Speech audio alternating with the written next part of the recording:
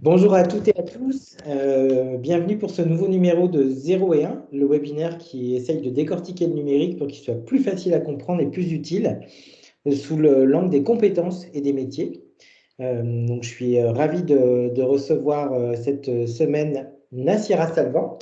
Nassira, bonjour. Bonjour, bonjour tout le monde, bonjour Frédéric, merci pour l'invitation. C'est moi qui te remercie. Donc, les webinaires 0 et 1, c'est une discussion à bâton rompu avec un invité prestigieux sur un thème d'actualité, donc qui est aujourd'hui la cybersécurité. Et donc, c'est sans langue de bois et garanti sans jargon. Donc, on va essayer d'être super pédagogique et de se faire comprendre de tout le monde. Donc, ça, je compte sur toi. Mais je sais, je te connais, je te sais très pédagogique. Donc, je vais le faire.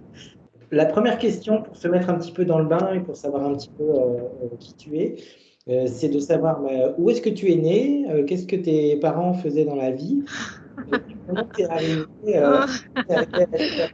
Ah là là là là, des questions personnelles, il faut que je réponde. Bon, moi je suis née en Algérie en fait, et puis je suis venue faire mes études, je suis partie faire des études à Glasgow, aux États-Unis,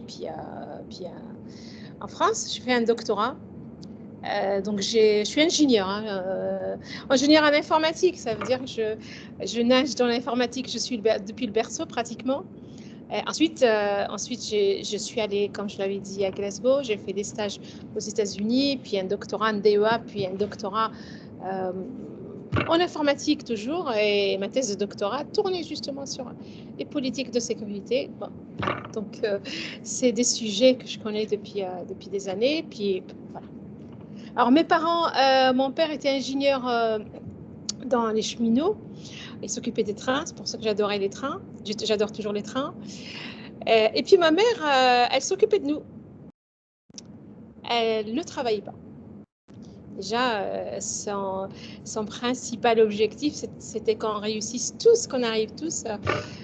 Et je pense qu'elle doit être fière de nous parce qu'on a pratiquement tous réussi nos études et je suppose la carrière qu'on a chacun de mes frères et sœurs.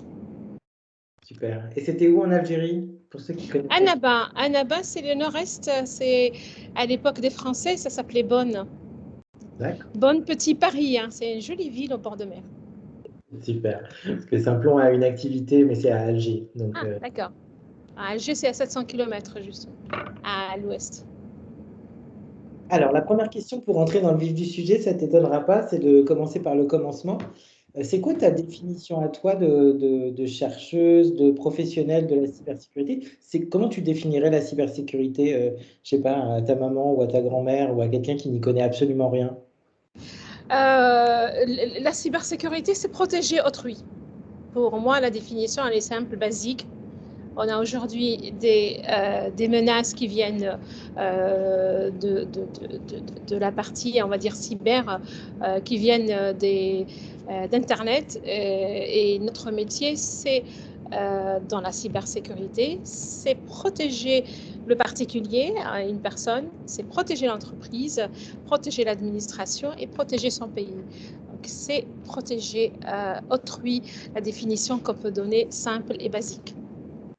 Super. Et cyber, moi j'aime bien ce mot parce que tu sais, il renvoie un peu au début de l'Internet, il paraît désuet, mais en fait, Ouais. c'est très très d'actualité, non? Le cyberespace. Le cyberespace, oui, le cyberespace, c'est vrai que ça renvoie à l'Internet. Aujourd'hui, c'est vrai quand on parle cybersécurité, parce que c'est la sécurité dans le cyberespace. Et le cyberespace, c'est tout ce qu'on, pour définir de façon simple, hein, parce que il faut pas rentrer dans des définitions de chercheuses ou chercheurs, si on veut. C'est Internet, voilà. Donc, c'est quelque chose qu'on ne maîtrise pas encore. C'est l'Internet d'il y a quelques années qui n'avait pas cette vocation, qui a aujourd'hui cette vocation de pouvoir tout vivre pratiquement dans le virtuel. Et on le voit, l'actualité le fait. Aujourd'hui, on a le conflit de la Russie, l'Ukraine, donc la guerre. En parallèle à ça, il y a une guerre cyber aussi. Il y a une guerre dans le cyberespace aussi. Peut-être on va y revenir. Mais j'aime bien ce. Ouais, j'aime bien rappeler que le mot cyberespace, il a été inventé par un romancier, par William Gibson, dans une nouvelle cyberpunk, et c'était dans les années 82-83. Et le web n'existait pas encore, mais l'Internet existait, et il y avait Ouais. certainement déjà des questions de cybersécurité. Ben, c'est l'Internet a été inventé par le département of Defense américain justement pour ses propres besoins. Et aujourd'hui, Internet c'est partout. Même par moment, nos enfants peuvent nous demander comment avant Internet, comment vous avez pour acheter un livre. Il n'y avait pas Amazon, il n'y avait pas tout ça. Donc c'est le côté amusant de la chose. Et justement, si on revient à cette origine-là de la création d'Internet, est-ce que tu dirais que les pionniers de l'Internet, les gens qui ont inventé les protocoles, qui ont fait ce premier réseau, ils ont pensé aux questions de cybersécurité? C'était déjà dans la première version ou c'est quelque chose qui a été... Non, non, non, non, c'est pas. Non, non, Internet, c'est un réseau ouvert qui n'est pas sécurisé, basiquement. C'est ça qu'il faut aujourd'hui quand on a tous ces problèmes-là. C'est pas un réseau qui a été conçu initialement pour être sécurisé.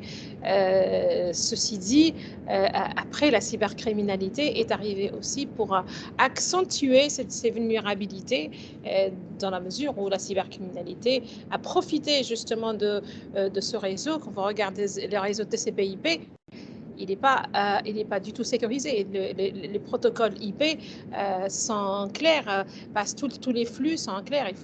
Il fallait attendre les VPN IPsec ou autre type de tunnel pour crypter les informations. Donc, basiquement, initialement, les protocoles TCP/IP ne sont pas sécurisés.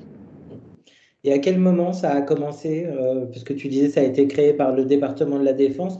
J'imagine que l'Internet du département de la Défense, celui-là, il est sécurisé. Mais Bah, l'Internet grand public, à quel moment est-ce qu'on a commencé à sécuriser un peu les choses? mais il est toujours pas sécurisé. L'Internet tel qu'il est aujourd'hui, l'Internet public, il n'est pas sécurisé. Il y a des protocoles qui vont permettre de sécuriser les communications qui viennent se mettre au-dessus. Mais basiquement, aujourd'hui, vous connectez vous pouvez HTTP sur n'importe quel site, les informations vont passer en clair. Les protocoles, certes, aujourd'hui de Tunilink, tels que l'IPsec, tels que SSL, je ne vais pas trop rentrer dans le détail technique, qui vont permettre justement de remédier à cette partie insécure de l'Internet. Et donc, il y a bien deux niveaux de sécurité. Il y a le niveau des infrastructures, j'ai envie de dire, des gens qui construisent l'Internet, hein, peut-être, je sais pas, les câbles sous-marins, les serveurs, les choses comme ça. Et puis après, il y a peut-être d'autres champs de cybersécurité, plutôt pour ceux qui font des services numériques, des applications, des sites Internet.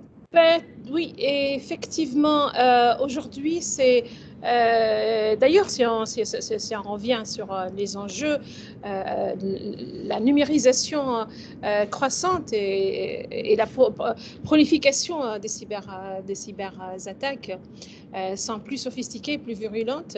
Et on l'a vu avec la crise Covid il y a 2 ans, que le numérique a permis de faire la continuité d'activité, mais a aussi ouvert des brèches. Et ce qu'il a montré aussi, que les entreprises ne sont pas prêtes. Aujourd'hui, Internet, quand on parle d'Internet, il appartient à tout le monde, il appartient à personne. Qui va le sécuriser?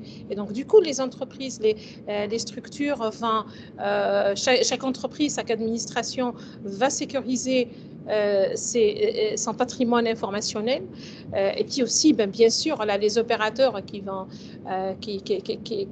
fournissent des services de télécommunication aujourd'hui mettent en avant la sécurité by design de façon à fournir des communications sécurisées.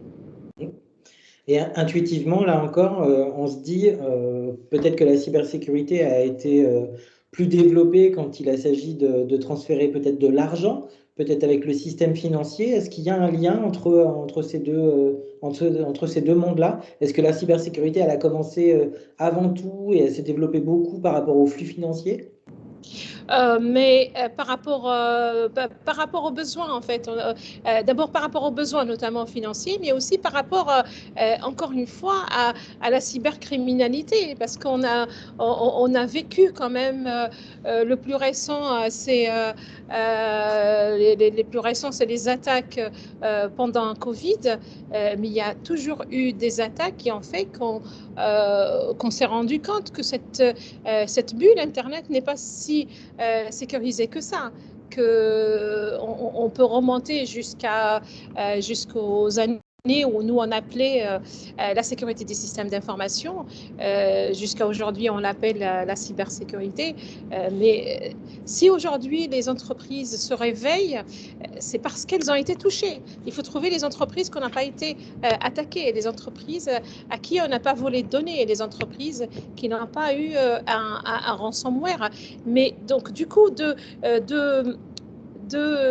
axes en fait. Le premier axe, c'est le besoin de sécuriser, de transférer des informations de façon plus sécurisée. Et le deuxième cas, c'est bien sûr, comme je l'avais dit tout à l'heure, la prolification des cyberattaques de plus en plus qui réussissent, de plus en plus virulentes et sophistiquées. Et aujourd'hui, on va dire qui n'a pas été touché par une cyberattaque.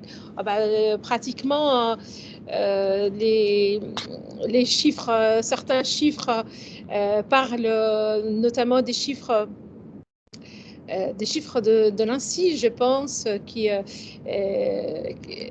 enfin, c'est une étude qui va dire que 88% des entreprises, étude récente quand même, 88% des entreprises estiment aujourd'hui que leur système d'information n'est pas sécurisé. Donc, si la cyber aujourd'hui est un sujet d'actualité, c'est d'une part parce qu'il y a un vrai besoin et d'autre part parce qu'il y a beaucoup d'attaques et pratiquement toutes les entreprises ou les collectivités, les hôpitaux ont été touchés. Et quand on est touché, c'est là qu'on se pose les questions. D'ailleurs, tant qu'on n'a pas eu cette méga crise cyber, on va se dire ça n'arrive qu'aux autres. Mais justement, ça n'arrive pas qu'aux autres.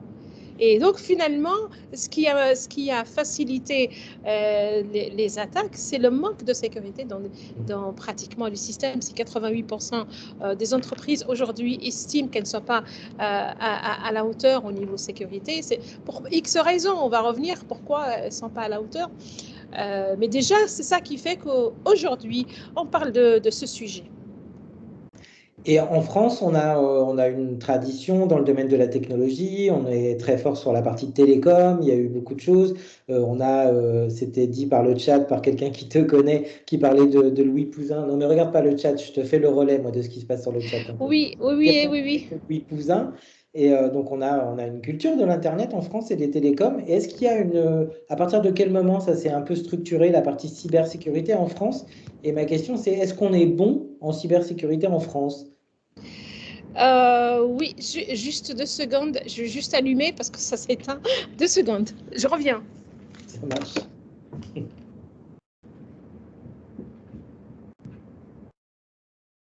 On a perdu Nassira, mais elle revient.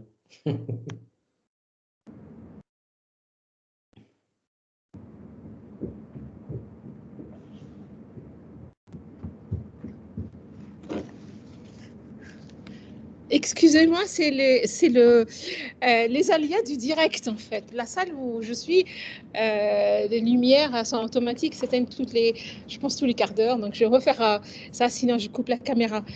Oui, Tu peux remettre ta caméra, sinon Nassira.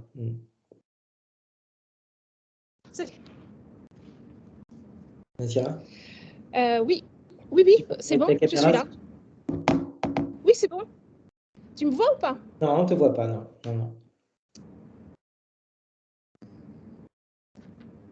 Voilà. Et là, c'est bon? Oui, c'est bon. Ouais. Je suis désolée. Non, il n'y a pas de souci. Alors, la cybersécurité et la France, alors c'est une histoire d'amour, il y a une tradition française de la cybersécurité. Est-ce qu'on est bon? Oh là, la question qui est dessus. On est bon, on n'est pas. Déjà, il y a le plan 1 milliard l'année dernière qui va venir aider les entreprises, notamment les collectivités, parce qu'il y a un vrai souci au niveau des collectivités, parce qu'encore une fois, la sécurité n'est pas technique. La sécurité, c'est des concepts. La sécurité, c'est des processus. La sécurité, comme dans le chat, il y a une personne qui parle du maillon faible. Donc la sécurité, c'est global. Si tu me laisses 5 minutes pour expliquer déjà ce que c'est que la cybersécurité, on va revenir à toutes ces questions philosophiques plus tard. Et on a avec nous Gérard Pélix, que je salue, qui va aussi apporter son regard et son analyse avec nous. Aujourd'hui, quand on parle de cybersécurité, de quoi parle-t-on? Moi, j'aime bien utiliser l'analogie avec comme je l'avais dit au départ, protéger sa maison, protéger son entreprise. Je reprends les 5 axes du NIST, en fait. Le NIST définit 5 axes. Comme ça, j'aime bien commencer par là, que tout le monde puisse partir sur les mêmes informations. Le premier axe, c'est l'identification. Si, par exemple, je fais l'analogie avec ma maison, je dois sécuriser ma maison. La première question que je me pose, c'est quoi? Qu'est-ce qui a de la valeur chez moi qui mérite d'être sécurisé? Est-ce que c'est la machine à café, les bijoux ou mes enfants? Ça, c'est la première chose. Donc, pareil, au niveau de cybersécurité, on va se poser des questions. Quels sont les biens? Parce qu'on ne peut pas tout sécuriser et on ne peut pas sécuriser tout le système d'information du même niveau parce qu'on n'a pas les mêmes valeurs. Parce qu'il y a des biens, il y a des bijoux de maison qu'il faut protéger et quelque part accepter le risque pour le reste. Parce que c'est impossible, la sécurité absolue n'existe pas et c'est impossible de tout sécuriser. Donc, la première partie, c'est de dire qu'est-ce que j'ai qui a de la valeur et de qui j'ai peur. Est-ce que j'ai peur du voisin, du facteur, du chien du voisin et par où il va arriver? Et donc ça, c'est l'analyse des risques. J'analyse le risque pour dire j'ai des biens informationnels, j'ai mes bijoux. Je fais mon analyse de risque contre les hackers, contre les cybercriminels, contre une société concurrente, contre qui? Et donc, une fois qu'on fait ce travail-là, on va savoir sécuriser à hauteur du risque, en fait. On va savoir par où arrive le risque. Et là, on passe à la phase 2, qui est la phase de protection, mise en place des systèmes de protection. Maintenant que je sais que le danger que mes enfants dans la maison, parce que c'est mes bijoux de valeur, c'est mes enfants, les autres prenez ce que vous voulez. Donc, du coup, ça va arriver par probablement le chien du voisin ou le facteur à qui je ne fais pas confiance. Donc, il va falloir que je protège la porte d'entrée, les fenêtres et le sous-sol, le garage. Et là, dans le système d'information, on va mettre la protection sur le poste de travail, sur le réseau, sur les accès externes, parce qu'aujourd'hui, le système d'information, il n'existe pas comme il était auparavant quand on l'a connu, nous les jeunes, comme un coffre, plutôt comme un château fort fermé. Aujourd'hui, on l'a ouvert au cloud, on l'a ouvert aux partenaires, on l'a ouvert aussi avec les objets connectés. Et il devient très ouvert. Et donc là, on va mettre en place la sécurité à tous les niveaux. Et comme l'a dit une personne qui est avec nous, sensibiliser l'utilisateur. Il faudrait qu'on puisse sensibiliser les utilisateurs parce que certes, c'est le maillon le plus faible, mais je reviendrai sur le sujet de l'utilisateur plus tard. Pourquoi c'est compliqué aujourd'hui? Pourquoi c'est difficile aujourd'hui de sensibiliser ou éduquer ou former les utilisateurs à la cyber? On reviendra peut-être plus tard sur ça, mais on arrive sur le troisième axe maintenant. Je sais ce qui a de la valeur chez moi, je sais contre qui je dois le protéger, j'ai mis tout en place pour protéger. Et ben, je vais peut-être mettre une caméra de visiosurveillance pour vérifier est-ce que le voleur, est-ce que le voisin ou le chien du voisin rentre. Et c'est ce qu'on va faire. On va superviser les systèmes. On fait la supervision des systèmes. La supervision, là, on va mettre ce qu'on appelle les SIEM. J'ai pas trop envie de rentrer dans le détail technique, mais on va mettre en place ce qu'il faut pour surveiller. Reste le quatrième axe.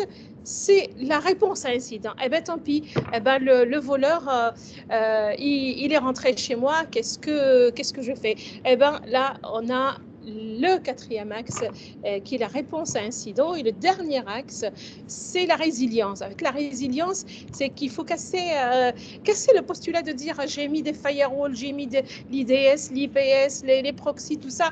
Personne ne peut m'atteindre. Ben non, il faut se dire ça peut m'arriver. Comment réagir pour redémarrer mes systèmes avec un minimum de casse possible. Et donc, quand on met tout ça dans l'axe et on définit la cybersécurité, encore une fois, c'est prévenir les attaques, c'est protéger, répondre quand il y a un incident. Et bien sûr, la question initiale, est-ce que nous, en France, on est bien protégé ou pas bien protégé? Je suppose que oui, d'après l'intervention de Guillaume Poupard aux dernières assises de la sécurité, il y a déjà une prise de conscience. Il y a déjà une prise de conscience et d'ailleurs le programme de 1 milliard qui a été décidé l'année dernière pour aider ces entreprises est déjà une bonne chose déjà, c'est une bonne chose. Après, tu vas me dire, mais ça ne résout pas tout. Ça ne règle pas tout avec 1 milliard quand on sait que Google peut sortir 15 milliards pour la cyber, quand Apple fait pareil. Mais c'est déjà un bon début. Hein, je ne vais pas avoir plutôt un discours critique, mais constructif. Mais le plus important, c'est dans la sensibiliser. C'est la sécurité, l'affaire de l'État tout seul, c'est pas l'affaire du RSSI tout seul, c'est pas l'affaire du CTO tout seul, c'est l'affaire de tous, c'est l'affaire de chacun. Et quand on voit aujourd'hui, notamment ce qui se passe sur les réseaux sociaux avec les jeunes qui naissent avec un smartphone à la main, qui sont qui ne se protègent pas et que pareil aussi, quand on parle aux parents, les parents c'est pareil aussi. Donc aujourd'hui, il y a un vrai problème, même s'il faut attendre d'être attaqué, de vivre une crise cyber avant de débloquer les budgets pour pouvoir faire le travail qu'il y a à faire, il y a quand même un enjeu très, très, très, très important. Aujourd'hui, on manque d'experts, c'est simple. On veut bien que tout protéger, on veut bien aller chercher les budgets, mais on manque d'experts. Voilà, on va arriver. C'est une bonne transition, effectivement. Tu as d'autres questions, si tu veux, oui, avant de rentrer dans le sujet? Non, j'en ai plein. Donc, tu as bien donné le cadre. Donc, c'est quelque chose de la cybersécurité de global, ça concerne tout le monde. Et donc, si on rentre sur les gens dont c'est le métier de s'occuper de cybersécurité, donc si on commence par le haut, quelqu'un qui est responsable de la sécurité globale d'une organisation. Donc ça, tu peux nous parler de ces métiers-là, les métiers qui sont au niveau global. Et après, on va zoomer sur des métiers de techniciens, de codeurs, d'administrateurs, de machin. Mais qui est responsable de cette grande chaîne de valeur dont tu as parlé?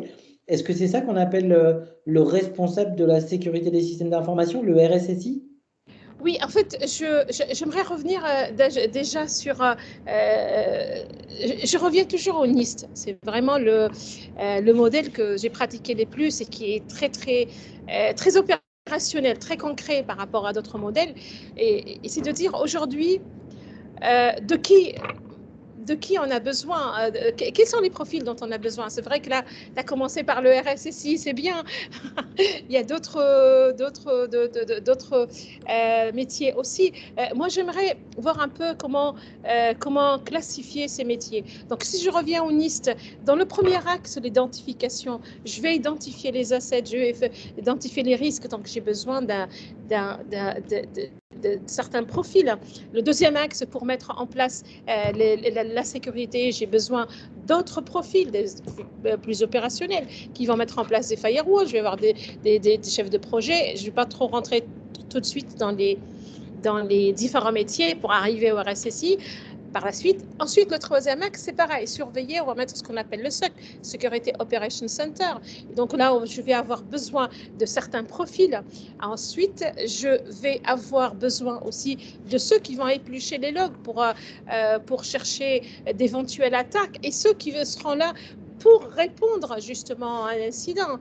Et donc, on a différents profils. C'est vrai que le RSSI, en fait, responsable de la sécurité des systèmes d'information, souvent on dit c'est la tête à couper en cas d'incident. Alors, en cas de crise, alors si c'était ça, s'il fallait couper la tête du RSSI, ça fait longtemps que j'ai eu ma tête coupée déjà, parce que j'ai fait plusieurs fois ce métier, et notamment RSSI de transition, et j'ai dû gérer 5 crises cyber en 3 années, dont 2 assez violentes. Et donc, le RSSI, il est garant ce qu'on appelle de la politique de sécurité.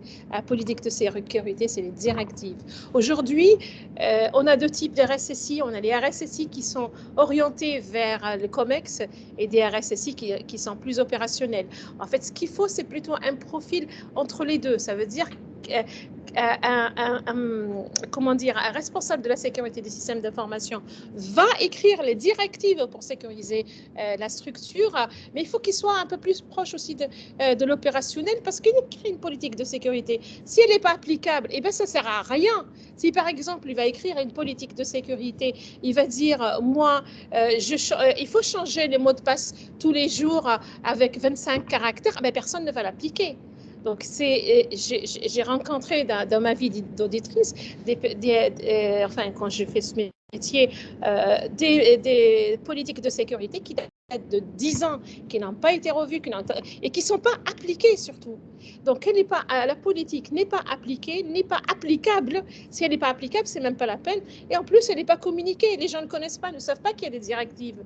Si par exemple, lors d'une crise, qu'on découvre que dans la politique de sécurité, il fallait la double authentification pour accéder dans le cloud, et ça n'a jamais été mis en place. Donc le RSSI, c'est le garant, mais pas seul, encore une fois, parce que le RSSI, il va faire son job quand il pointe les risques, quand il dit attention, les métiers, vous allez mettre cette application dans le cloud, attention, il y a des données qui sont critiques, voici les risques. Il est responsable s'il ne pointe pas les risques. Maintenant, ce n'est pas à lui de prendre les risques. C'est les métiers, malgré le fait qu'on leur dise attention, ne sortez pas cette application dans le cloud parce qu'il y a un danger. Ils le font quand même parce que c'est facile, ça leur facilite la vie. Et bien, s'il y a une attaque sur ce périmètre, pourquoi le RSSI doit laisser sa tête? Non, le RSSI pointe les risques, le RSSI va donner des directives, le RSSI va s'assurer que ces directives sont appliquées, le RSSI va aussi sensibiliser, former, être proche, être communicant. Et s'il fait une politique de sécurité qui n'est pas communiquée, personne ne la connaît, personne ne l'applique, et surtout, c'est un métier. C'est un beau métier, mais avec beaucoup de responsabilités. Maintenant, de temps en temps, moi, je lis dans la presse, une crise cyber, le RSSI a sauté. Le RSSI va sauter s'il n'a pas fait son job.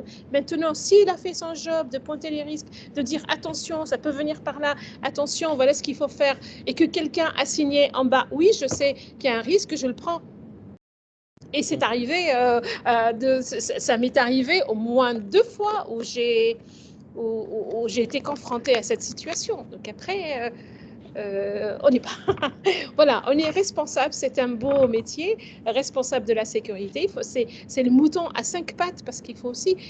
Il ne doit pas être très technique, il doit être proche du COMEX pour justement influencer les directeurs, sensibiliser, c'est les premières personnes à sensibiliser, c'est la direction bien sûr, parce que c'est la direction qui va signer le budget. Et puis être proche un peu de l'opérationnel, et on trouve dans certaines structures RSSI gouvernance et RSSI opérationnel, ça veut dire proche de l'opérationnel, parce que quand on est proche de l'opérationnel, on est proche des équipes, on s'assure notamment de l'application de la politique de sécurité. Il y a un autre problème aussi, c'est un autre problème aussi, permettez-moi de parler sans caméra, c'est le problème, par exemple, quand on fait des scans de vulnérabilité, quand on cherche les failles de sécurité dans un système. On va sortir avec des dizaines de failles, mais il faut aller corriger. Et quand on n'est pas proche de l'opérationnel, généralement, c'est compliqué d'aller justement corriger les failles de sécurité. Il faut attendre qu'un attaquant va profiter de ces failles et mettre à genoux le système pour pouvoir corriger. Et donc, tu as d'autres questions? Ouais, c'est le chef d'orchestre, le RSSI. Donc, si on descend un petit peu, qu'est-ce que tu ferais comme grande famille des métiers de la cybersécurité? Est-ce que tu peux descendre d'un petit cran et regarder un peu quels sont dans l'orchestre les violons, les cordes, tout ça? Ouais, 2 secondes, 2 secondes.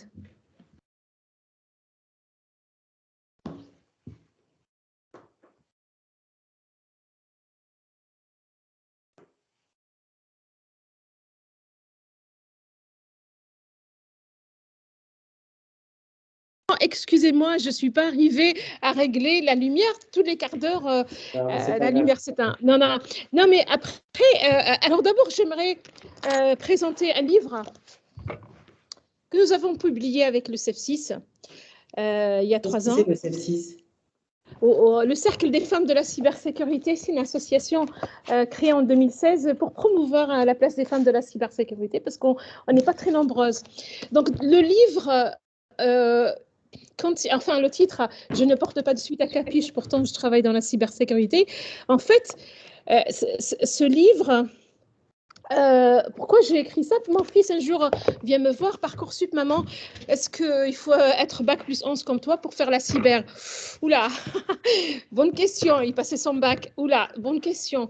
Et donc, l'idée, c'est de dire, il ne faut pas avoir bac plus 11 pour faire la cyber. Ça veut dire quoi? Ça veut dire que on se rend compte que la cyber, c'est d'abord une filière qui est mal connue. On ne sait pas ce qu'il y a dedans. Ensuite, mal jugée. On pense toujours au jeune hacker à suite à capuche dans le garage de papa qui est en train de hacker une multinationale.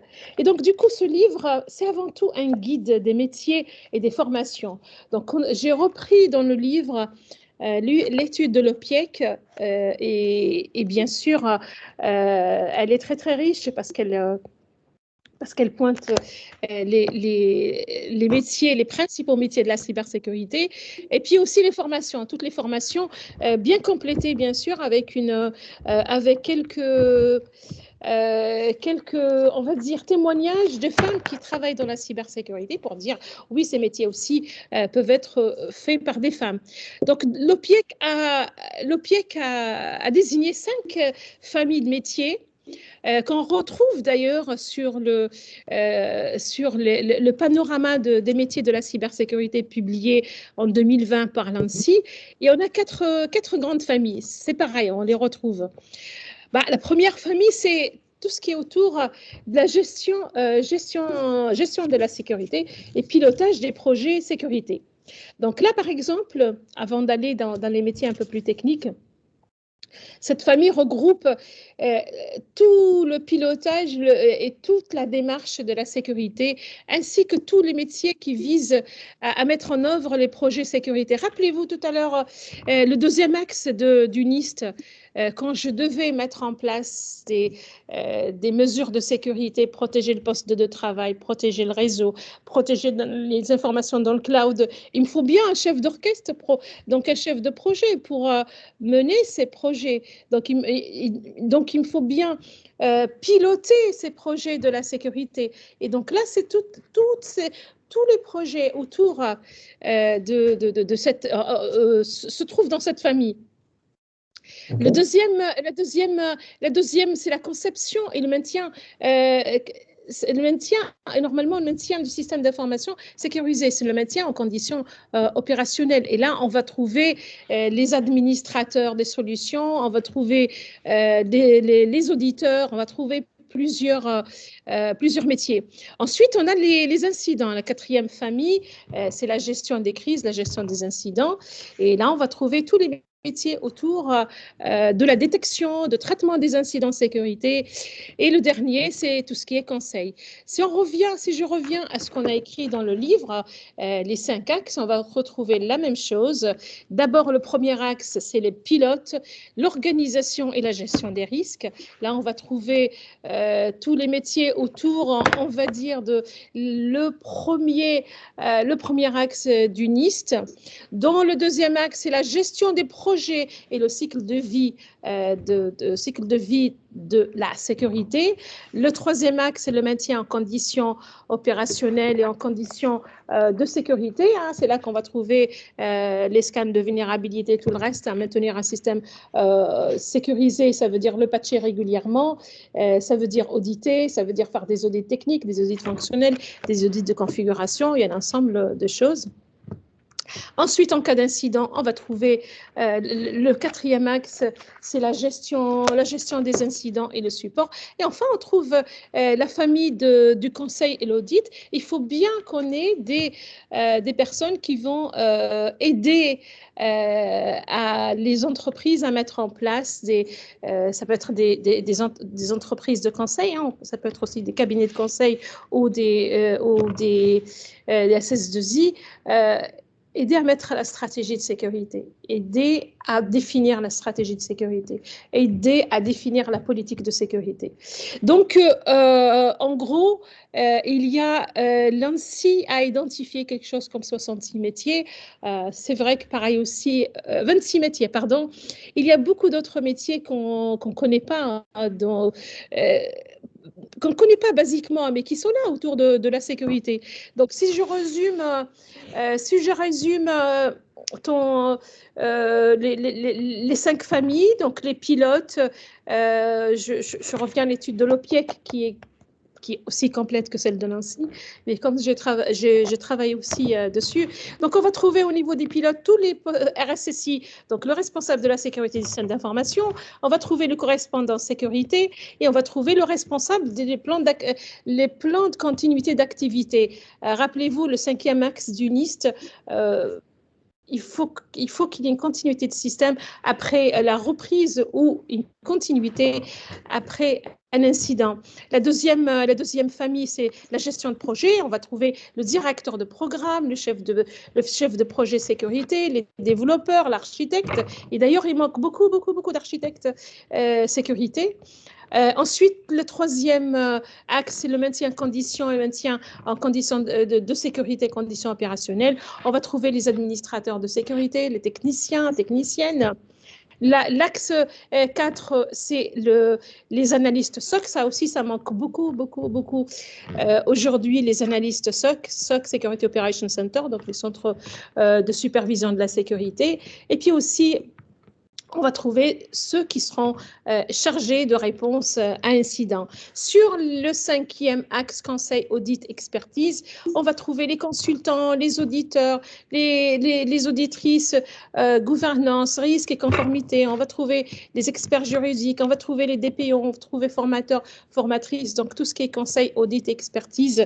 J'aime bien la classification en 5 familles que je trouve pareil aussi. L'ANSSI aussi fait pareil. DPO et Data Protection Officer. Donc, on a depuis GDPR, il y a un nouveau métier qui est arrivé avec la cyber. Mais ce n'est pas tout, en fait. Il y a des métiers qu'on ne soupçonne pas qui naissent avec, justement, avec l'émergence des nouveaux métiers. Il y a de nouvelles compétences aujourd'hui. Par exemple, expert en sécurisation des applications IoT, expert en sécurisation du cloud. Par exemple, on va trouver expert en sécurité blockchain. On va trouver, aujourd'hui, on trouve des RSSI IoT. On trouve aussi analyste CTI, la threat intelligence. On va trouver des PO, c'est pareil aussi. On va trouver aussi des experts de data scientists dans le CERT, dans le CIRT. Donc voilà, on va trouver de nouveaux métiers qui arrivent aussi avec toutes les nouvelles technologies qui arrivent. Mais on a trouvé aussi, parce qu'on parle beaucoup de métiers de technique, de métiers de gouvernance, de métiers juridiques aussi. Il y a d'autres métiers auxquels on n'y pense pas. Par exemple, journaliste et cinéaste dans les médias cyber. Par exemple, profiler, enquêteur dans la cybercriminalité. Par exemple, sociologue, psychologue dans la cyberpsychologie. Et puis, on va trouver aussi des cyber-espions dans l'intelligence économique, la cyberarmée, donc dans la stratégie de défense. Donc, tout ça pour vous dire que il y a beaucoup de métiers. Est-ce que j'ai réussi à faire le tour des métiers qu'il y a dans la cyber? Non, c'est super. Merci déjà parce que tu as fait les familles et aussi tu as pris des exemples peut-être un peu inattendus. Tu sais qu'à Saint-Plon, nous, on forme plutôt des gens qui sont au niveau bac ou à bac+2. Et donc, pour reprendre la question de ton fils, si on a un niveau bac, et plutôt sur les métiers techniques, hein, par exemple, typiquement les formations qu'on peut faire à Saint-Plon, quels sont les types de métiers qui sont ouverts pour la partie cybersécurité? À Saint-Plon, on forme des analystes SOC, on forme des développeurs et on forme des administrateurs d'infrastructures sécurisées, AIS. Donc, est-ce que tu peux parler de ces métiers qui sont de bac à bac+2, plutôt dans les aspects techniques? Oui, alors c'est vrai on manque aujourd'hui de ce type de profil, en fait. On ne forme pas assez, pour revenir à la formation d'ailleurs, à ces enjeux. Aujourd'hui, sur 6 000 postes ouverts, on forme 1 000 par an. Ça veut dire en France, on a un déficit de 5/6 de jeunes étudiants qui sortent pour aller travailler. Comme je l'avais dit tout à l'heure, parce que les jeunes ne connaissent pas ces métiers. Parce que, encore une fois, ça nous arrive, nous, au CEF6, d'intervenir dans des écoles d'ingénieurs. Et quand on parle cyber, il y a tout ça dans la cyber, il y a tous ces métiers. Donc, on a des métiers, les métiers d'analystes, des métiers qui sont des métiers très opérationnels. Par exemple, dans un SOC, on a besoin de 3 niveaux. Un niveau 1 pour analyser basiquement les logs, parce que c'est quoi un SOC? Donc, en fait, on va avoir des événements, on va surveiller, on va faire ce qu'on appelle un scénario de risque, ou ce qu'on appelle une kill chain. Voilà, kill chain, ça veut dire que l'attaquant qui va arriver depuis Internet jusqu'à mettre à genoux un système, il a fait des choses, il est passé par plusieurs étapes. Et donc, nous, on va mettre des points de surveillance à chacune des étapes. Et toutes les fois qu'on remarque un événement qui n'est pas cohérent, ou carrément on log qui a accédé au système, à qui le système a refusé l'accès. Donc, on envoie tout ça vers un centre de supervision, vers le SOC qui va analyser tout ça. Par moment, quand bien même on peut avoir de l'intelligence artificielle qui va faire les analyses, on a besoin aussi de personnes qui sont là, qui peuvent apporter une aide en analysant ce qui remonte. Là, on n'est pas obligé d'avoir un bac+5, c'est sûr.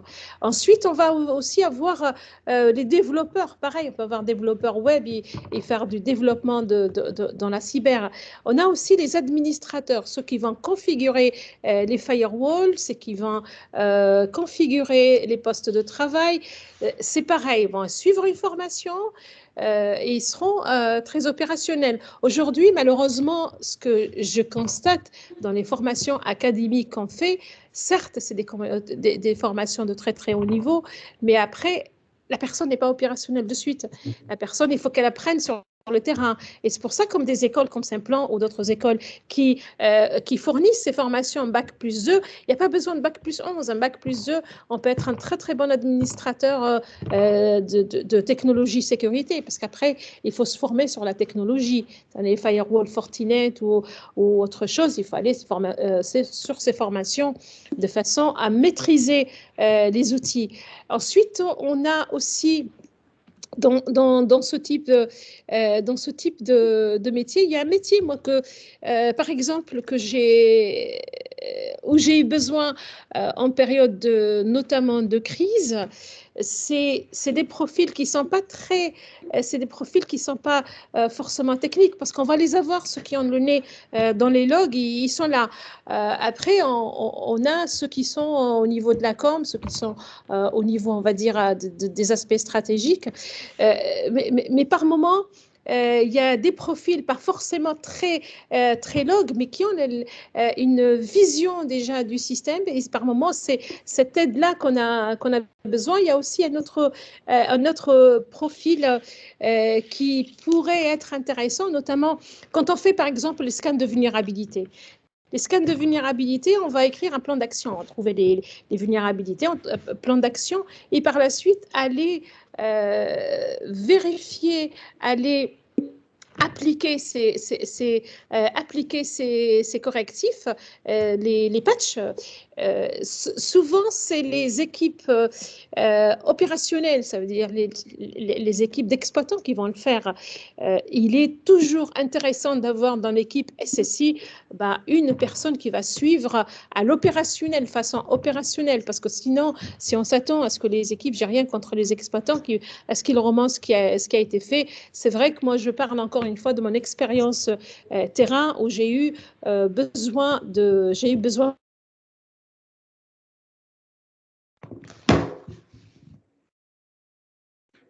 Contrôle au niveau rien. Si vous mettez un firewall, oui, pardon. Ah, c'est bon, c'est bon. La sécurité sans contrôle. Est-ce que vous m'entendez là? Oui, très bien. Allô, est-ce que vous m'entendez? C'est mieux? Oui.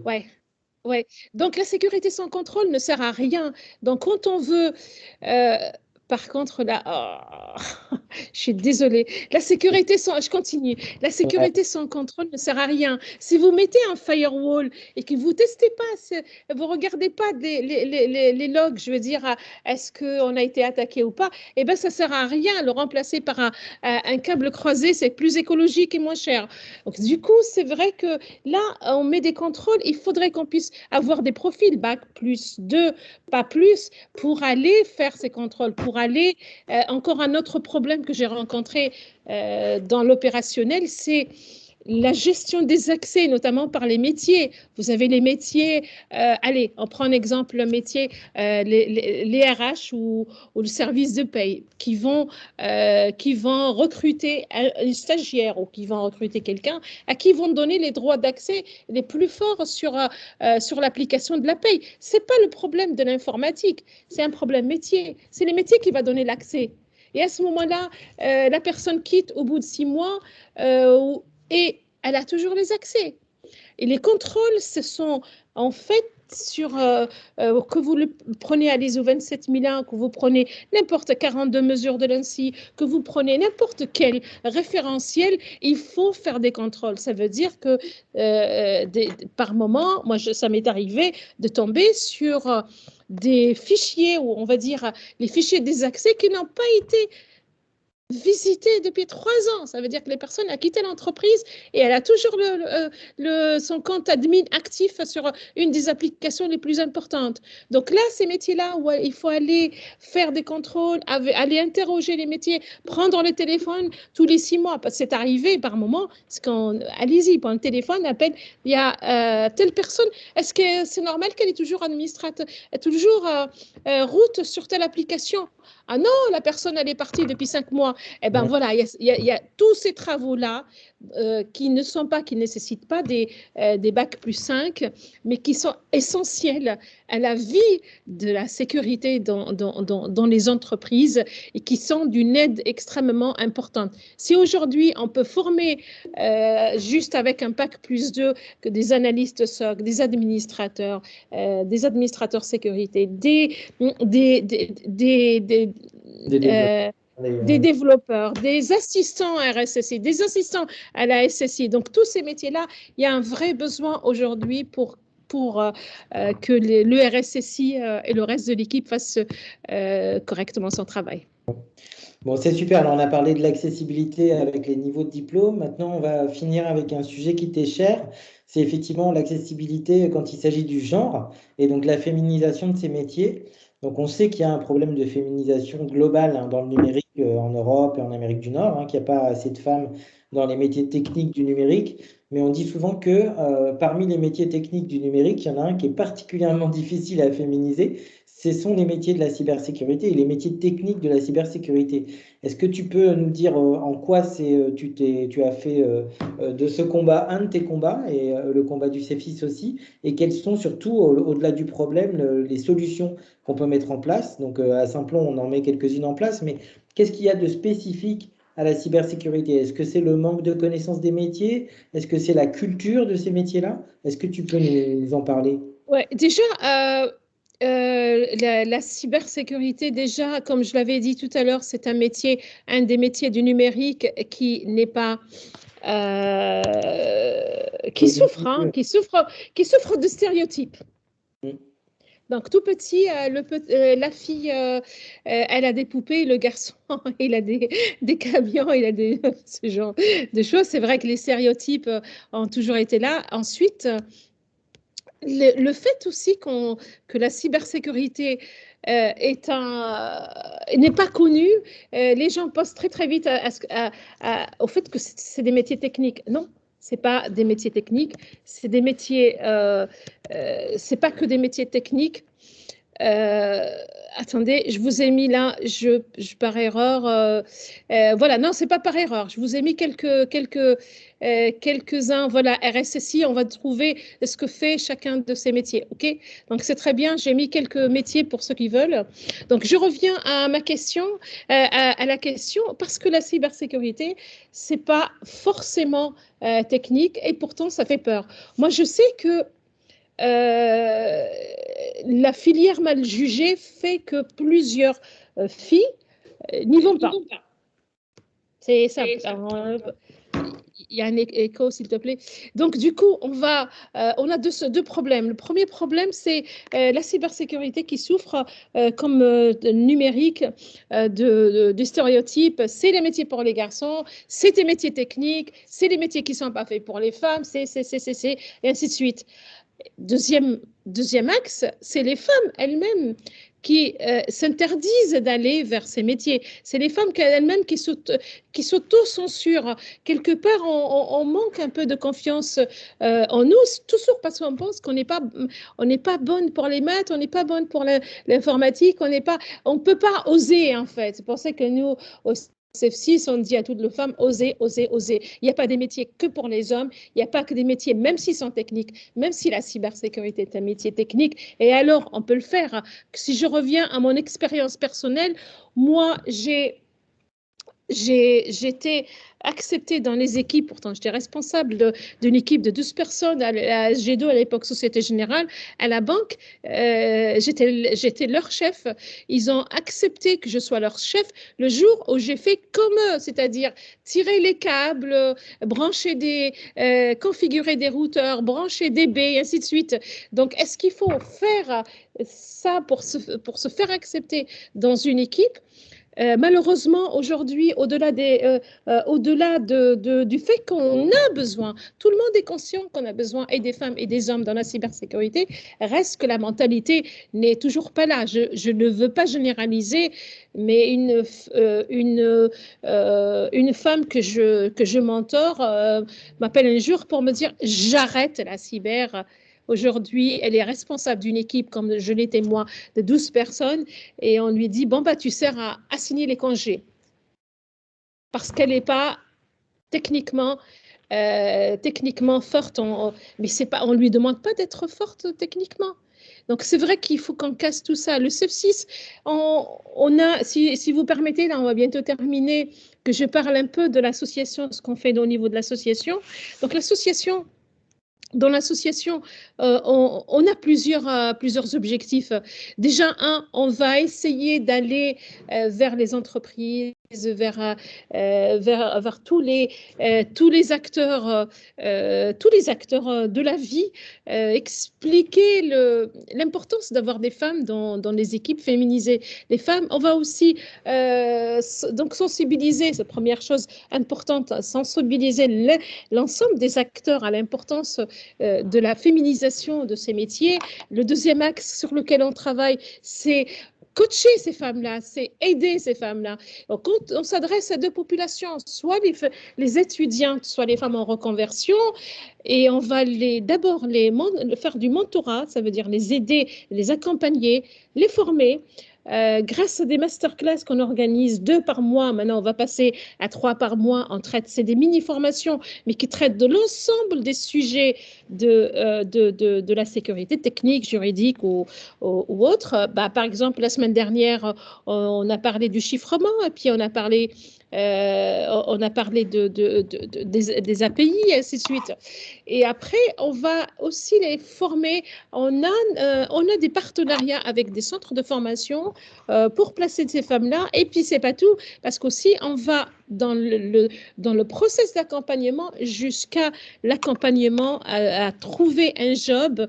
Et on a un partenaire Cyberjob. On organise 2 fois par an, et même plus, des job dating, c'est-à-dire des salons de recrutement, et on fait rencontrer des entreprises et des femmes de façon à ce que ces femmes-là soient recrutées. On ne s'arrête pas là, parce qu'on va continuer, même si les femmes prennent leur job, le job de leur vie, on continue à les accompagner à la prise de leur poste, on continue à accompagner les femmes qui prennent notamment des postes de responsabilité RSSI, et on est quand même aujourd'hui dans l'association aux alentours de 400 adhérents.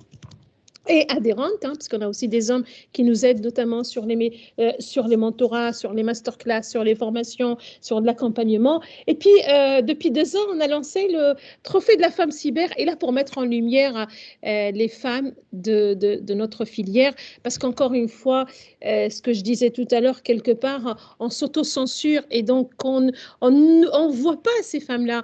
La première édition, on a eu 160 candidatures, et l'année dernière, on a eu 260 candidatures, des profils à faire tourner la tête un peu. Et elles sont où, ces femmes? On ne les voit pas. On ne les voit pas. Et donc, on va essayer déjà de mettre de la lumière sur ces femmes-là, et on prépare le tome 2 du livre avec d'autres témoignages.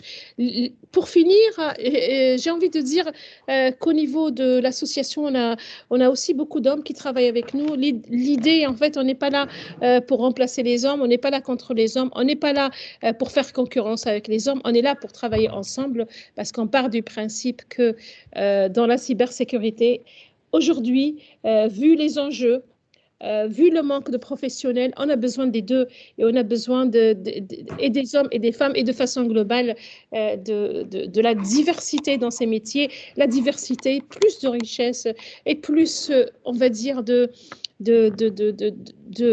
résultats positifs. Et c'est pas qu'on est contre les hommes, on est contre... Non, on travaille ensemble. Et au CEF6, justement, nos actions aujourd'hui nous dépassent, puisqu'on a plusieurs partenaires qui veulent travailler avec nous, aussi bien pour les formations, et notamment les éditeurs qui nous proposent des formations gratuites pour former les femmes et les recruter par la suite, et les former et certifier aussi. C'est très, très important que ces éditeurs viennent nous proposer des formations et des certifications. Donc, j'ai essayé en 5 minutes de pitcher sur le CEF6. Si Frédéric, tu as d'autres questions, je suis là. Ouais, c'est super, merci beaucoup. J'en ai une petite qui est par pure curiosité. À Simplon, on est présent dans 24 pays différents, et on voit que dans certains pays, la féminisation est plus simple, parce que c'est des problèmes de stéréotypes, c'est des questions de culture. Et donc, par exemple, je sais pas, au Maroc, je sais pas, en Côte d'Ivoire ou en Inde, il y a beaucoup plus de femmes dans les métiers de la tech. Est-ce que de ton poste d'observation, tu as pu voir qu'il y a des différences comme ça avec d'autres pays dans le domaine de la cybersécurité? Oui, attends, écoute, je vais te dire quand même quelque chose. Je suis d'origine algérienne, donc du coup, tu sais que en Algérie, 45% des ingénieurs sont des femmes. C'est le premier pays dans le monde qui compte le plus de femmes ingénieurs. En fait, oui, c'est vrai que dans certains pays, la question ne se pose pas, parce que je ne veux pas parler principalement d'Algérie, mais dans certains pays, les femmes trouvent que via les études, c'est un genre d'émancipation, en fait. Et c'est vrai, même si culturellement parlant, ici en Europe, on aurait pensé le contraire, on aurait un peu plus ouvert. Mais je te parle d'un cas d'une fille du CF6 que quand son papa lui a dit tu fais pas d'informatique parce que c'est les garçons, et elle a défié son père et elle a fait l'informatique, et aujourd'hui elle est experte en SSI mais de très très haut niveau.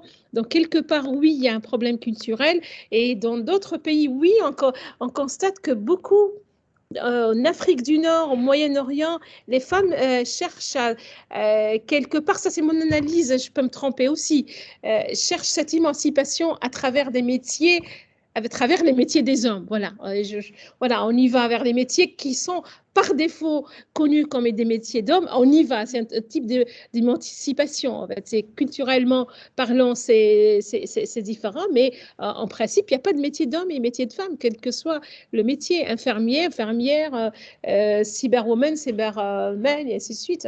En fait, c'est ma position, comment dire, mon analyse sur la situation. Oui, il y a beaucoup plus dans certains pays de femmes de façon globale, ingénieurs et même en cyber. Écoute, Nassira, c'est super. Merci beaucoup pour toutes ces infos et puis qui sont à la fois très objectives, très factuelles, très basées sur ton expérience et aussi de ta passion et de tout ce qu'il y a de personnel et de tes combats, parce que je trouve que c'est un très beau mélange. Merci beaucoup pour toutes ces infos. Merci à tous d'avoir suivi ce webinaire 01. La prochaine édition sera sur les métiers des technologies immersives. Donc la réalité virtuelle, la réalité mixte, la réalité augmentée. Là aussi, j'imagine qu'il y a des problèmes de cybersécurité, non? Dans les casques virtuels. Oula. Il faut juste une chose, la cyber est partout. Partout. Donc dès qu'on connecte quelque chose, c'est partout. On est tranquille quand on n'est pas connecté. Super, merci, ce sera le mot de la fin. Merci beaucoup, Nassira. Merci beaucoup, Frédéric. À très bientôt. Oui, à bientôt. Merci beaucoup. Je suis encore désolée pour les petits